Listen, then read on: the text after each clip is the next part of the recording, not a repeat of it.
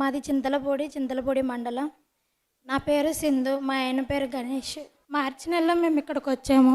నేను అనుకున్నాను 7 నెలలు నేను ఇక్కడికి ప్రార్థనకు వస్తాను, 7 సాక్ష్యాలు నేను చూడాలి అని అనుకున్నప్పుడు మొదటి నెలలో మా ఆయనకి సీజన్ టైం వరకే ఉంది, ఏదైనా వ్యాపారం చూపించు దేవుడా అని అడిగినప్పుడు మేము షాప్ పెట్టుకోవడం జరిగింది. రెండవ నెలలో దేవుడా నాకు స్థలం కావాలి, నేను ఇల్లు కట్టుకోవడానికి అని అడిగినప్పుడు అద్భుతమైన రూపంలో నాకు 5 సెంట్లు స్థలం దేవుడు చూపించాడు.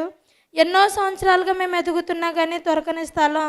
ఇక్కడ నుంచి వెళ్ళిన క్షణంలో మాకు స్థలం ఉందని చెప్పి ఫోన్ చేశారు. అలాగే 3వ నెలలో మా అమ్మగారికి ఒంట్లో బాగాలేదు. ఒంట్లో బాగోకపోతే యూరిన్ ఇన్ఫెక్షన్ అని చాలా ఇబ్బంది పడుతుంది.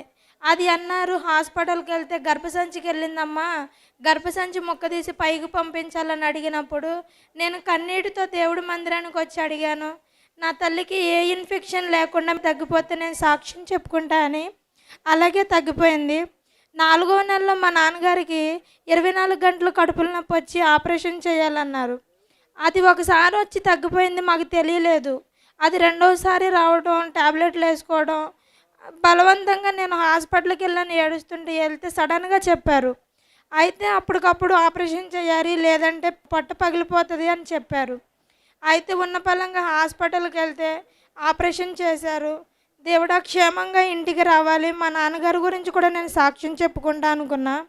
తర్వాత నెలలో కూడా మేము చాలా గొప్ప కార్యాలు చూసాము. మాకు పెళ్ళయి 1 సంవత్సరం అయిందండి. సంవత్సరం అయిన తర్వాత ఇక్కడికి వచ్చాము. నాకు 7వ వారం వచ్చింది. ఈ 7వ నెలలో నాకు గర్భఫలం కావాలి, నేను పాపే కావాలనుకుంటున్నా, పాపతో ఇక్కడికి వస్తే నీ సన్నిధిలో పిల్లని తీసుకొని సాక్ష్యం చెప్పుకుంటా అనుకున్నా. అలాగే మేము అనుకున్న విధంగా 7వ నెల అయిపోయింది. నేను కన్సీవ్ అయ్యానని తెలిసింది. తెలిసిన తర్వాత పిల్లని తీసుకొని సాక్ష్యం చెప్పడానికి ఈ చిన్న సాక్ష్యం దేవుడిది.